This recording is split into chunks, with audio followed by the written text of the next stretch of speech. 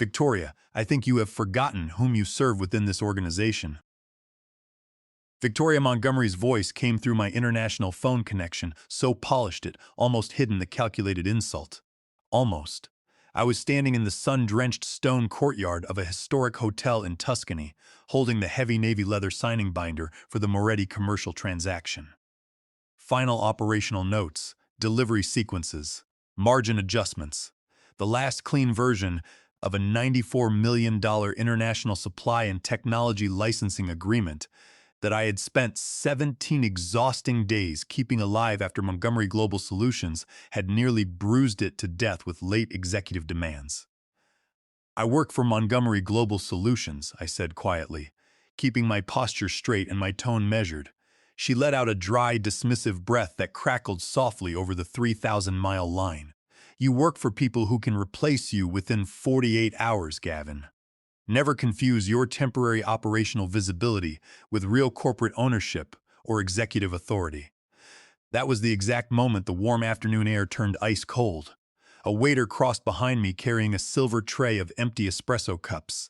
Somewhere beyond the wrought iron archway, a vintage motor scooter rattled down the cobblestone avenue. The world outside remained completely ordinary while a woman sitting in a penthouse suite in Manhattan decided to turn a live cross-border transaction into a personal demonstration of raw power. My name is Gavin Vance. I am 49 years old, a father of 2 college students, and after 22 years as a lead commercial negotiator in complex international trade, I know the exact difference between executive pressure and calculated workplace humiliation. Pressure comes with a hard operational deadline, tight financial parameters, demanding performance metrics, and reasonable commercial boundaries. Humiliation comes with a voice that wants to hear your professional composure break while you stand alone in a foreign country. I have spent more than 2 decades navigating international commercial contracts across 3 continents.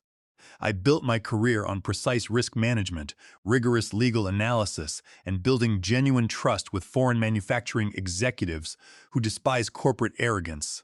When you sit across a table from an Italian industrial family that has operated for 3 generations, slick elevator pitches and Manhattan arrogance will get you thrown out of the room in 10 minutes. They demand transparency, technical competence, and personal honor. They want to know that the negotiator standing before them understands every engineering tolerance, every customs regulation, and every contractual guarantee. Over the preceding 17 days, I had spent hours working directly with Bernardo Moretti's chief legal counsel and technical directors. We negotiated complex regulatory alignment clauses under Title 17 of the United States Code, balancing patent protections with European distribution rights. I conducted late-night conference calls between Florence and Manhattan, carefully explaining every commercial concession to our internal risk assessment committee.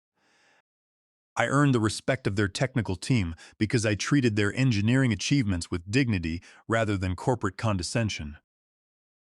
I walked their production floor in Milan, inspected their advanced robotics assembly lines, and assured them that Montgomery Global Solutions respected their manufacturing legacy. This European business trip has gone on far too long, Victoria continued, her tone dripping with artificial authority. You have been acting as though this deal belongs to you personally. It belongs to the company, and more specifically, to the leadership structure that funds your monthly salary. Monday morning is the final contract execution with Chairman Bernardo Moretti, I replied calmly. And your name is nowhere on the authorized signature list. I said nothing further, letting the heavy silence stretch across the transatlantic line. You needed a stern reminder about your true position in this organization, Gavin, she said softly. You are not the face of this enterprise, and you never will be. Then she removed me. No formal executive committee review, no board consultation, no risk assessment regarding commercial continuity, and no legal debrief. Just a clean, sudden act of raw force dropped directly into the most delicate phase of a cross-border transaction she lacked the technical competence to comprehend. She believed that power was something you exercised by raising your voice over an overseas telephone connection. I kept my breathing steady, my shoulders back, and my tone completely unbothered. Thank you for letting me know, Victoria. That calm, measured response seemed to irritate her far more than if I had shouted, argued, or pleaded for my professional survival. The connection went abruptly dead. 4 minutes later, an official notification from Sonia Miller in Human Resources arrived in my mobile inbox. Effective immediately, I was relieved of all representative responsibilities on the Moretti account pending internal administrative review. 31-year-old Chadwick Reynolds, a corporate strategist who had joined the firm 8 months earlier on Victoria's personal recommendation, would assume lead coverage for Monday morning's contract execution in Florence. I read the Human Resources notification twice to ensure I had not misread the names. Chadwick Reynolds had never sat across a conference table from Chairman Bernardo Moretti. He did not know which pricing concessions had already cost that proud Italian manufacturing family more personal honor than financial margin. He did not know which specific phrase in Section 12 had been softened over 3 separate midnight conversations to keep the contract alive under federal licensing guidelines. Chadwick was the quintessential corporate climber. He possessed an expensive Master of Business Administration degree, wore tailored designer suits, and spoke in fluent corporate buzzwords. He excelled at creating 60-slide presentation decks that looked impressive in air-conditioned Manhattan boardrooms. But he had never negotiated a complex licensing schedule under international trade law, nor had he ever spent 17 days managing the fragile ego of a foreign board of directors. To Victoria, however, Chadwick represented obedience. He was someone she could control, someone who would credit her with the victory while standing in front of executive cameras. I walked slowly back to my hotel suite, carrying the heavy leather binder. Inside my room, I looked at the framed photographs of my family on the nightstand. I remembered the early years of my career, working midnight shifts in regional logistics hubs, mastering contract law line by line, and learning how to remain calm under extreme pressure. I had earned every grain of my professional standing through competence, not through family connections or executive favoritism. I knew that in commercial negotiations, emotional outbursts destroy leverage, whereas disciplined adherence to legal procedure creates unassailable strength. I looked at the local calendar on my phone screen. The execution ceremony was still scheduled for 9 o'clock on Monday morning. The executive suite in Manhattan believed they had simply removed one difficult male director from an expensive European business trip. What they had actually done was pull the single steady anchor out of a $94 million framework, held together by personal trust, strict regulatory compliance under Title 17 of the United States Code, and one final clean draft. Before packing my briefcase, I executed a precise, unassailable exit protocol. I authored one single formal notification to Bernardo Moretti's lead legal counsel in Florence. I stated clearly that, as of Friday evening, I was no longer authorized to represent Montgomery Global Solutions in this transaction due to internal corporate adjustments. For complete record continuity, I attached the last clean-approved draft we had jointly finalized. I copied our internal compliance repository, creating an immutable paper trail that no executive in Manhattan could alter or erase. And when Monday morning arrived, Montgomery Global Solutions was going to learn the catastrophic difference between real authority and arrogant delusion. People like Victoria Montgomery believe commercial value should be loud, ostentatious, and easily visible to casual onlookers. They think corporate authority consists of an impressive title embossed on premium cardstock, a seat at the head of a mahogany boardroom table, and a photogenic smile in front of financial reporters. What I did for Montgomery Global Solutions never looked like that. I was the senior negotiator who knew which supply line had been stretched to its absolute limit, which manufacturing facility in Milan could accelerate output without violating safety standards, and which legal phrase would alienate Bernardo Moretti before corporate counsel in New York even booted up their laptops. That was why the Moretti family trusted me, not because I wore $1,000 suits or carried executive titles, because I told them the absolute truth. If our manufacturing capacity could meet their strict quarterly delivery window, I confirmed it without hesitation. If it could not, I said no before anyone got trapped inside an expensive corporate lie that would dismantle their trust. Montgomery Global had spent 4 full months damaging that relationship before I arrived in Tuscany. Late specification changes, arrogant payment terms, and the kind of corporate disrespect large multinational firms call operational efficiency when dealing with overseas partners. I spent 17 days undoing that damage through patient, transparent conversation, meticulous legal balancing, and clear compliance schedules. During those 17 days, I lived in a routine of intense preparation. I spent hours reviewing technical engineering blueprints, analyzing European customs protocols, and studying the family history of the Moretti industrial enterprise.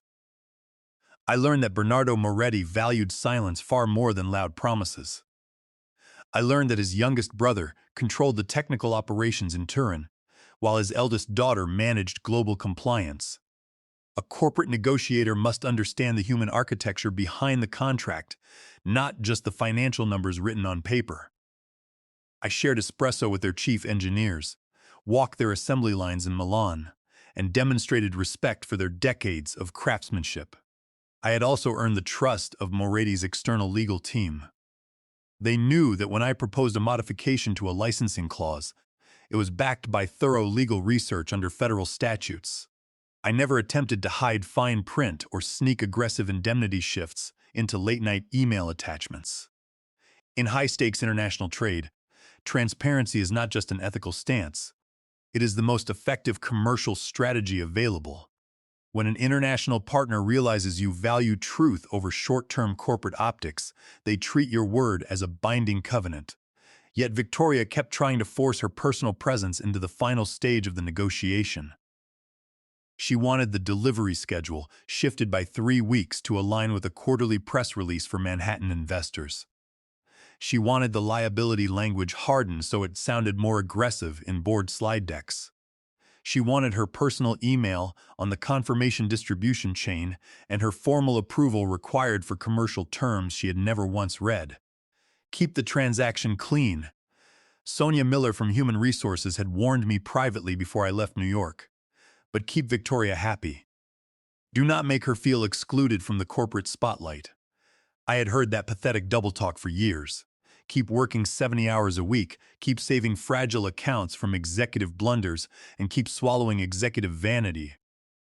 Perhaps that was why Victoria assumed I would bow down one more time. They viewed me as a line-item employee, standing between a few legal paragraphs and a plane ticket home. They never realized I was holding the concession map, the regulatory compliance structure, and the only version of Monday that still had a chance of closing successfully. By Friday night, Chadwick Reynolds landed at Florence Airport carrying 2 things he trusted far too much: a revised contract draft prepared by Victoria and Executive Vice President Gordon Finch, and the unearned confidence of a 31-year-old corporate climber who had never been forced to earn respect in a hostile room. The revised draft altered material terms without technical justification. Delivery timelines were compressed by 30%. Regulatory compliance indemnities were shifted back onto the Moretti corporate entity. Local European arbitration clauses were unilaterally stripped. It was the exact type of reckless modification non-lawyers call strong negotiation right before the counterparty walks away permanently. Chadwick believed that wearing an Italian suit and repeating executive talking points would carry him through the weekend. He checked into an expensive 5-star hotel overlooking the Arno River, spent Friday evening dining at a high-end restaurant, and posted photos on social media boasting about closing a major European transaction. He did not realize that Bernardo Moretti was 68 years old, a third-generation patriarch who had built his industrial empire on handshake honor, meticulous engineering, and legal precision. Bernardo was a man who could spot corporate deceit across a 10-foot table within 5 seconds. Chadwick had not bothered to read my exit memo or review the 17-day negotiation audit trail. He assumed that international contracts were simple commodity purchases where the larger corporation dictates terms to overseas suppliers. He did not understand that Moretti held key proprietary patents essential to our North American distribution network, and that alienating their board meant surrendering our competitive advantage in Europe. On Saturday morning, Chadwick walked into Moretti headquarters in Florence. The grand marble hallway was silent, lined with portraits of past industrial leaders. The meeting happened, but it was no longer a celebration or a signing ceremony. It was a cold, formal courtesy review. Chairman Bernardo Moretti opened the navy leather binder, read 2 pages in silence, and looked up at Chadwick with piercing blue eyes. "Where is Gavin Vansons?" Bernardo asked, his voice quiet, steady, and filled with underlying gravity. Chadwick offered a practiced corporate smile, placing both hands on the table. "We underwent a routine internal restructuring to optimize executive alignment for future growth." Bernardo nodded slowly, his expression growing completely unreadable.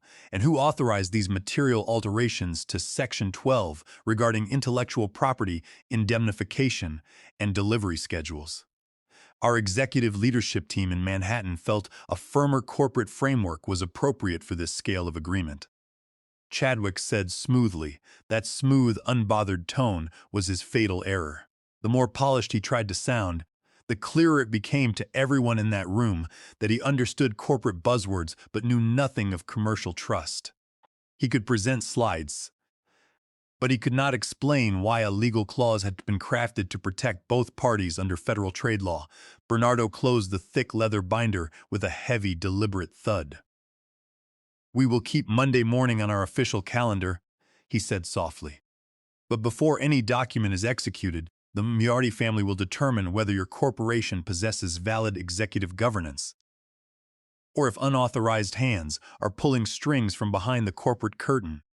While Chadwick Reynolds was standing in a freezing conference room in Tuscany, trying to explain corporate governance he did not understand, Victoria and CEO Carlton Montgomery were attending a luxury charity gala in the Hamptons.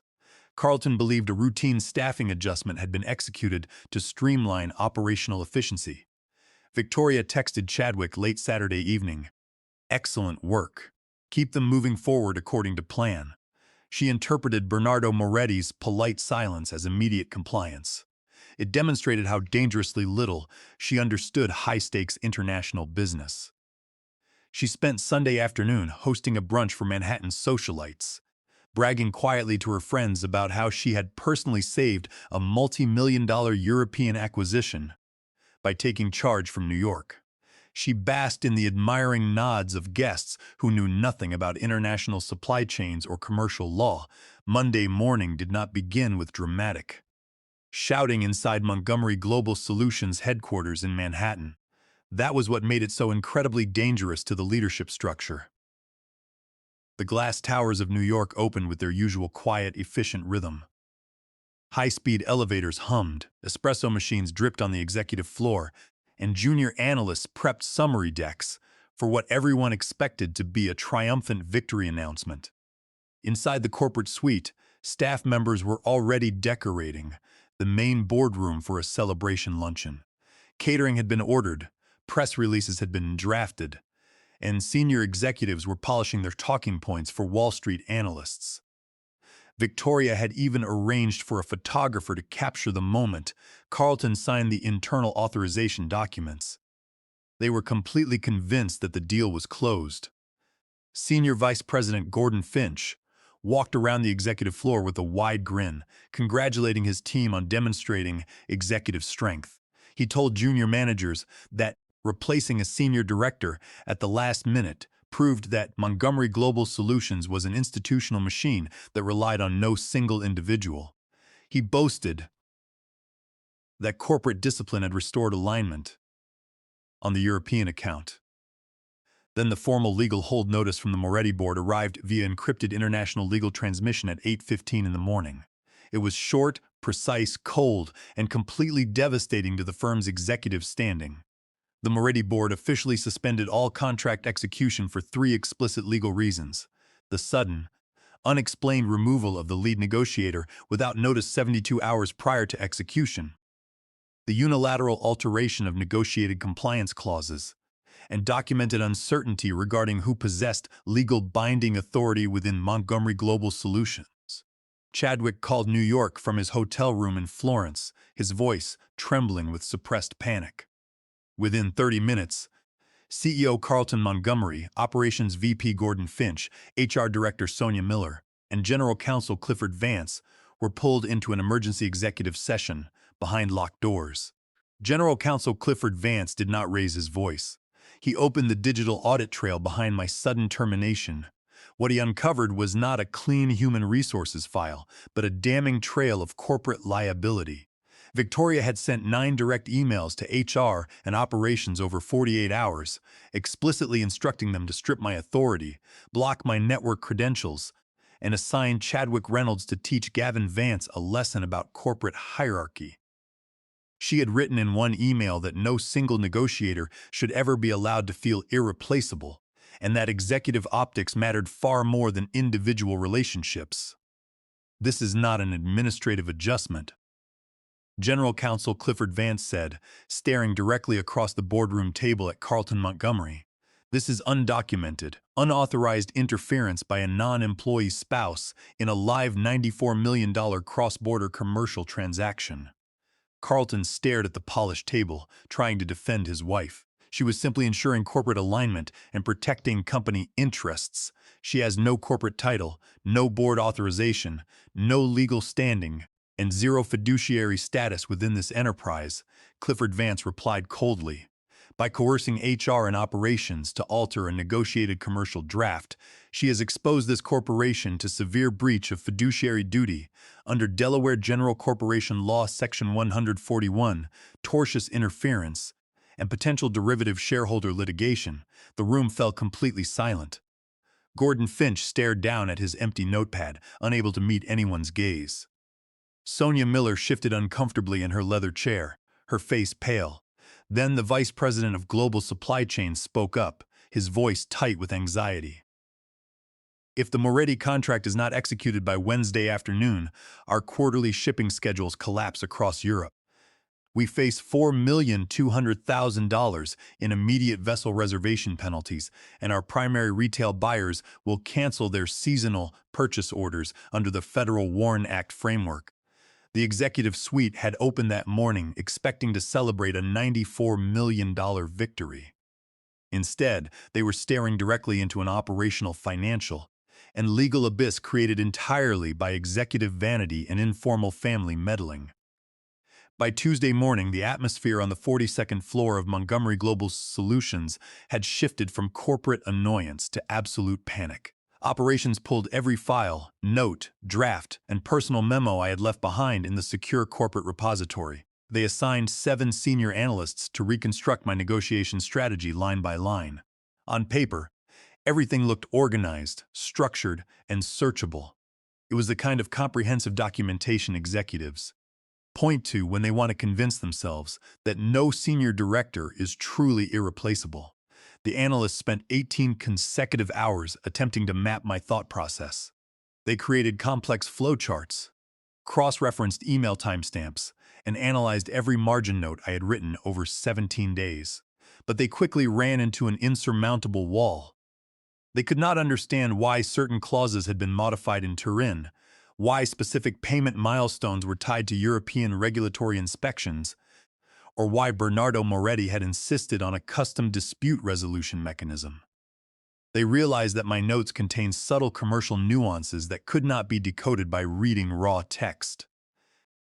I had structured the agreement around specific European trade exemptions and federal licensing framework under Title 17 of the United States Code. Without my direct involvement, any attempt to modify or execute the contract presented severe legal exposure to Montgomery Global Solutions. Dry digital files could not replicate 22 years of commercial intuition, deep partner trust, and hard-earned respect. The text files did not reveal which specific concession Bernardo Moretti had accepted only because of a personal verbal handshake, which of his brothers controlled the manufacturing board, or which legal phrasing would provoke an immediate contractual refusal. Chadwick Reynolds tried to recover control through desperate corporate bravado. On Tuesday afternoon, He drafted a formal clarification memo to the Moretti leadership team, assuring them that Montgomery Global's authority chain had been streamlined for maximum efficiency.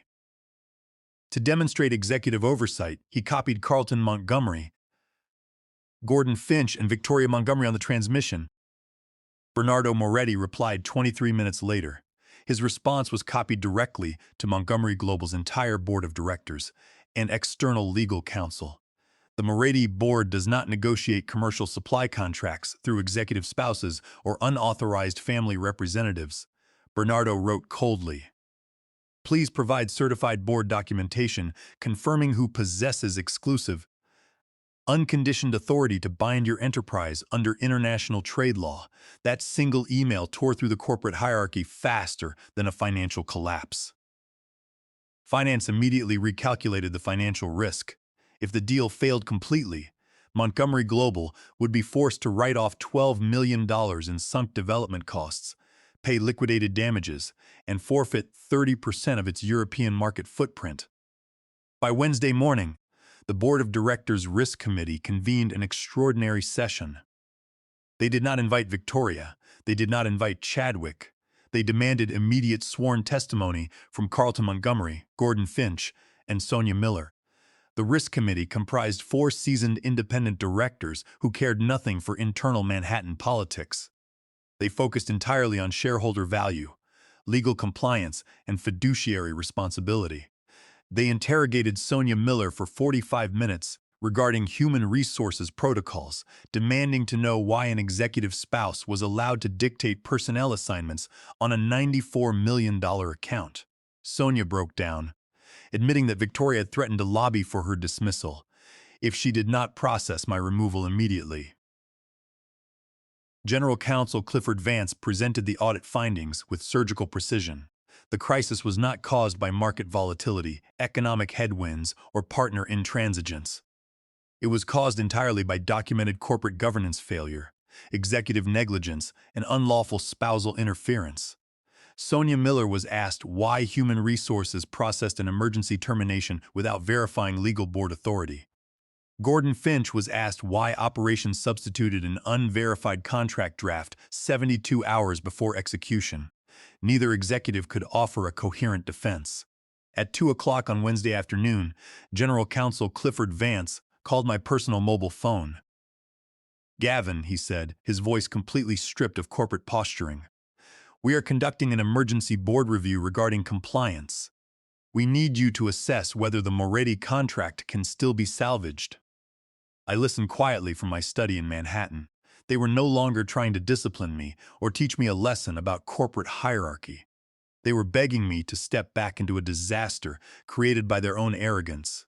I did not shout, nor did I demand a hollow emotional apology. In high-stakes commercial negotiations, emotion is a tactical vulnerability.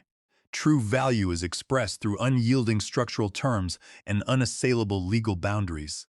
Before I discuss commercial substance or review the Moretti transaction, I told General Counsel Clifford Vance, I require 5 binding conditions executed in writing by the Board of Directors and certified by Corporate Counsel. First, Victoria Montgomery must be permanently barred from all commercial, operational, and personnel communications within Montgomery Global Solutions, backed by a formal board governance directive. Second, my sole commercial authority as lead international negotiator must be fully restored and confirmed via a certified corporate resolution served directly to the Moretti board. Third, the contract draft will immediately revert to the clean Friday version I authored in Tuscany, discarding every unauthorized modification. Fourth, Human Resources will institute a strict compliance protocol prohibiting non-employee family intervention under penalty of immediate executive termination. Fifth, my annual compensation structure will be retroactively adjusted to reflect senior executive partner equity and full indemnification. The Board of Directors Risk Committee reviewed and accepted all 5 binding conditions within 45 minutes. They recognized that my demands were not driven by personal revenge but by sound corporate governance and legal necessity. Without these strict boundaries, no international partner would ever trust Montgomery Global Solutions again. The board issued a formal corporate resolution, signed by every independent director, reinstating my sole authority over international negotiations and stripping Victoria Montgomery of all informal corporate access. Copies of the resolution were immediately dispatched via diplomatic courier to Moretti headquarters in Florence. On Thursday morning, a three-way video conference was convened between Bernardo Moretti in Florence, the board of directors in Manhattan, and myself from my office. When the encrypted screen connected, Victoria Montgomery was nowhere to be found. Chadwick Reynolds sat in the far back row of the boardroom. Completely silent and stripped of all authority, Bernardo Moretti looked at my video feed and allowed a warm smile to touch his face. "Gavin, my friend," he said in his deep Italian accent, "it is a relief to see the real architect back at the negotiation table. We spent 2 hours reviewing the clean Friday draft line by line. Every delicate concession I had built over 17 days was preserved. Every arbitrary edit introduced by Victoria and Chadwick was permanently excised. At 11 o'clock European time, Chairman Bernardo Moretti signed the $94 million international supply and licensing agreement. The internal consequences within Montgomery Global Solutions were swift, decisive, and uncompromising. Victoria Montgomery was formally served with a legal corporate boundary order, barring her from entering executive floors or contacting corporate personnel. Sonia Miller received a formal written reprimand placed permanently in her human resources record. Gordon Finch was stripped of his unilateral authority over international operations. Chadwick Reynolds was quietly reassigned to an entry-level market research desk, his corporate ambitions permanently derailed. Carlton Montgomery retained his CEO title, but his functional executive authority was severely circumscribed by the Board of Directors Risk Committee. He lost the luxury of treating a publicly traded corporation like a private family fiefdom. The board established an independent oversight panel to monitor executive governance and ensure that non-employee family members could never again meddle in corporate operations. As for myself, I did not return out of sentimentality or corporate loyalty. I returned because I had redefined the unshakable boundaries of my professional worth. I had proven that true commercial leverage does not come from executive vanity, loud intimidation, or informal family power. It comes from unassailable compliance records, deep partner trust under federal law, and the unwavering courage to stand firm when corporate arrogance attempts to rewrite the rules. When the official corporate press announcement was released on Friday afternoon, my name sat precisely where it belonged: lead commercial negotiator and senior vice president of international transactions. Victoria Montgomery thought she was teaching me a lesson about power. Instead, she taught the entire corporate world what happens when vanity collides with true professional integrity.